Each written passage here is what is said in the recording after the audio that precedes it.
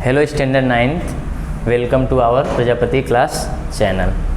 तो चलिए आज हम लोग प्रैक्टिस सेट 2.1 की बात कर लेते हैं। मैंने आपसे बोला था कि 1.3 उसको छोड़ के रखिए, हम लोग कभी देख लेंगे, ठीक है ना। वर्ड प्रॉब्लम है, कोई ज़्यादा उससे आता क्वेश्चन नहीं, इफ़ एंड देन उसमें आपको लगाना होता है। तो ये जो पैरेलल लाइन है, सबसे पहले इसके बारे में हम आप समझें कि है क्या ये पैरेलल लाइंस, ठीक। तो कभी कभी पूछता है कि कैसे हमें मालूम चलेगा, ठीक। अभी हमने ऐसे लिख दिया तो आप बता सकते हैं क्या कि कौन किसके पैरेलल है?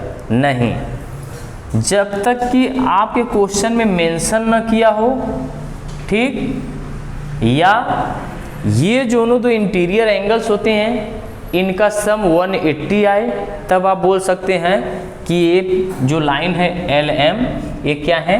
पैरेलल है।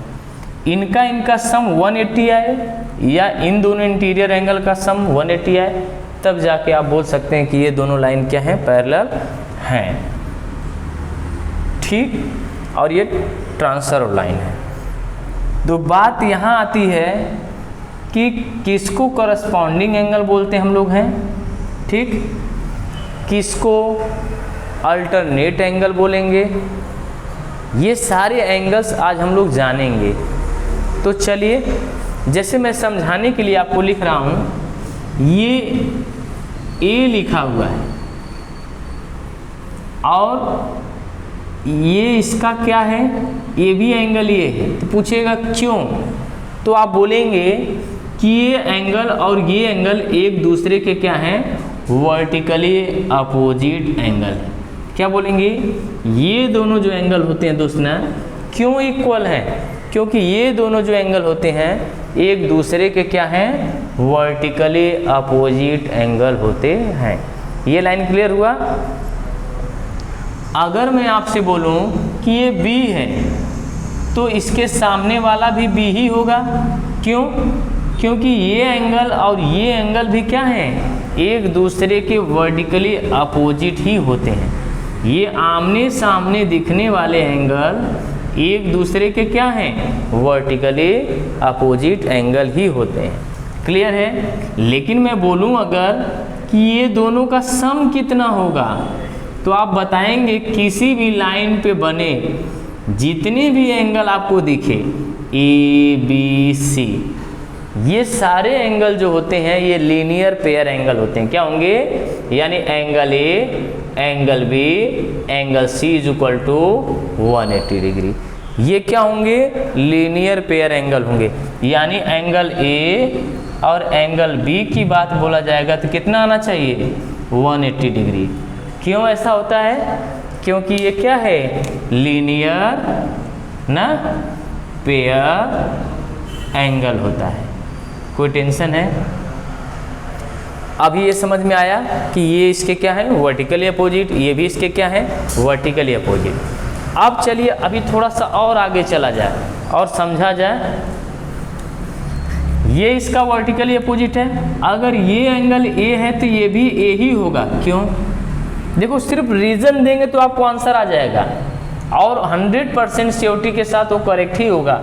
ये दोनों क्यों इक्वल हैं? तो आप बोलेंगे ये करस्पॉन्डिंग एंगल है। क्या है?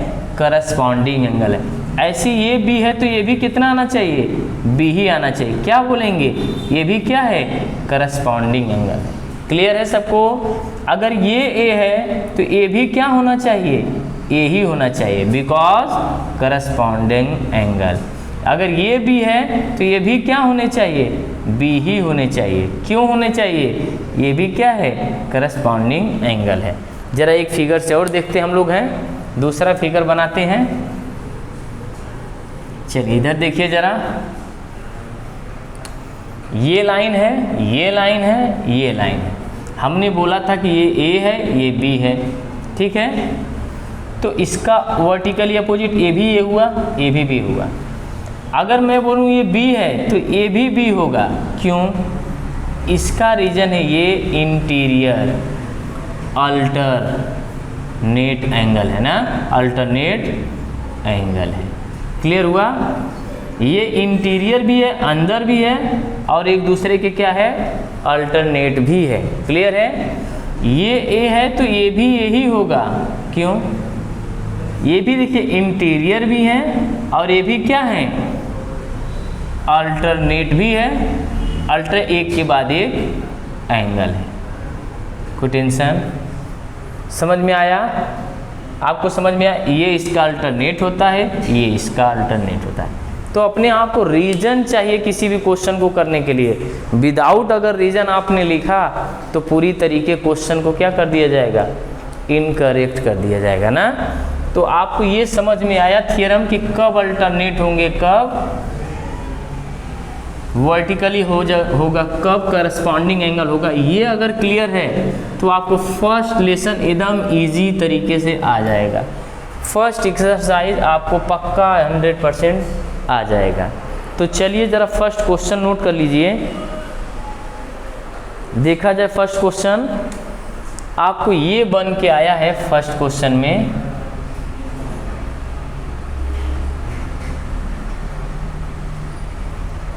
देखिए फर्स्ट क्वेश्चन में क्या लिखा हुआ है। अगर देखा जाए फर्स्ट क्वेश्चन में ये 85 डिग्री है। ठीक, आज बताएंगे कि लिखेंगे कैसे। आपको डी है, यहाँ पे आर लिखा है, ये एच है, ये वाला पॉइंट एच है, यहाँ पे पी लिखा हुआ है, यहाँ पे एस लिखा हुआ है, यहाँ जी है। ठीक, और यहाँ पे के लिखा हुआ है, यहाँ एम लिखा हुआ है, ये आर है, सब लाइन लिखा हुआ है। फर्स्ट क्वेश्चन आपको बोल रहा है R H D. Second question बोल रहा है P H G. Third question बोल रहा है H G S. Fourth question आपसे बोल रहा है एम जी के। चलिए जरा देखिए, आपको ये सारी वैल्यू फाइंड करनी है। तो कैसे करेंगे?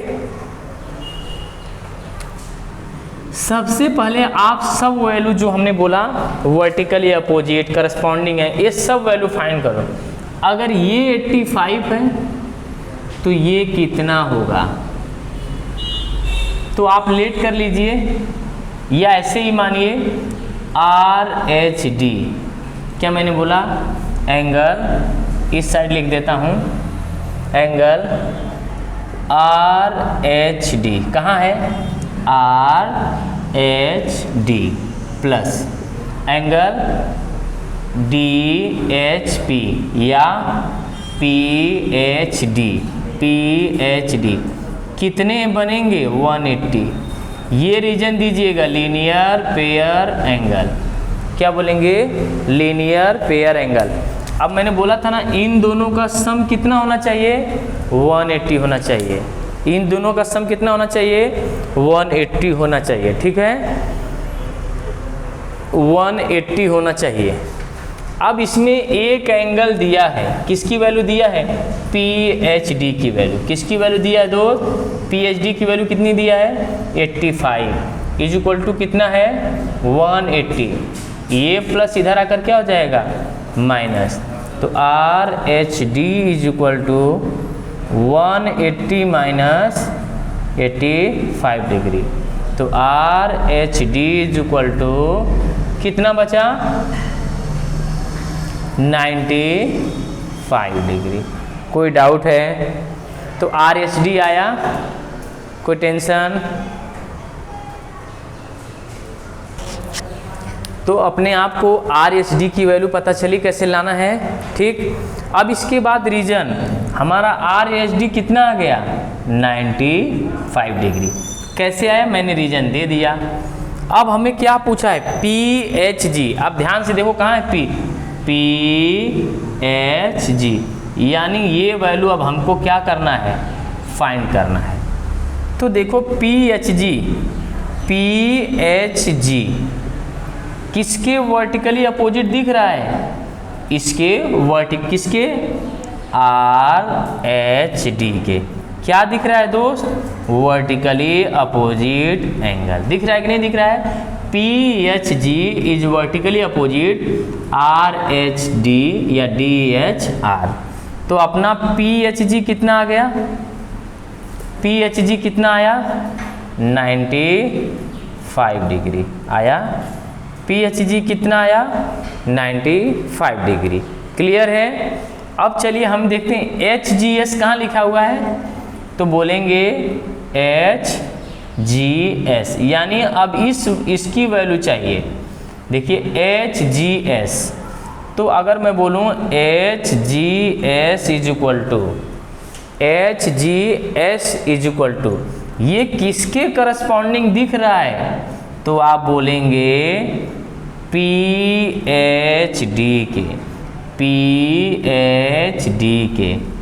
ये करस्पॉन्डिंग ही दिख रहा है दोस्त ना, ये और ये दोनों एंगल इक्वल होंगे, क्यों होंगे, करस्पॉन्डिंग एंगल ना, करस्पॉन्डिंग एंगल। तो आपका एच जी एस कितना हो जाएगा 85 डिग्री।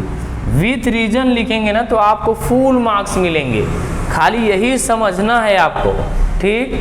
एम जी के पे आइए।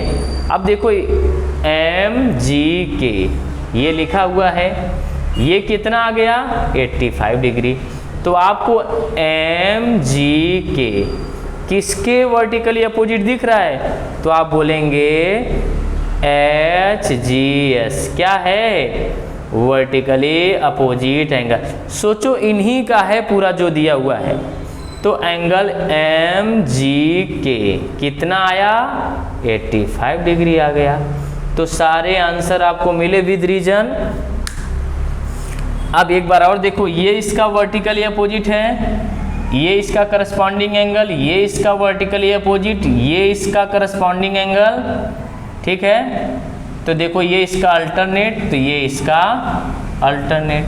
तो जो रीजन दे दो इसका करस्पॉन्डिंग, या आप बोल सकते हैं इसका वर्टिकली अपोजिट। तो आपको सारे रीजन हैं, देख लीजिए। बात समझ में आया। ये लीनियर पेयर है, ये वर्टिकली अपोजिट से है, ये करस्पॉन्डिंग एंगल से है, ये भी क्या है वर्टिकली अपोजिट से। तो पहला क्वेश्चन आपको क्लियर हुआ अच्छे से। चलो अब सेकेंड क्वेश्चन की तरफ, चलो अब सेकेंड क्वेश्चन की तरफ चलते हैं, ठीक। इसके बाद आपको करने के लिए कुछ क्वेश्चन छोड़ देंगे। तो चलिए ज़रा देखिए, सबको समझ में आ रहा होगा। यहाँ बहुत सारी चीज़ें नहीं लिखी होती हैं नेम वाइज। तो ज़रा देखो, अगर मैं बोलूँ ए कितना होगा, तो आप ऐसे भी लिख सकते हैं angle A plus 110 is equal to 180। क्यों, लीनियर पेयर एंगल्स। देखिए ना, ये एक लाइन में बने एंगल हैं कि नहीं है, तो क्या हो गया लीनियर पेयर एंगल।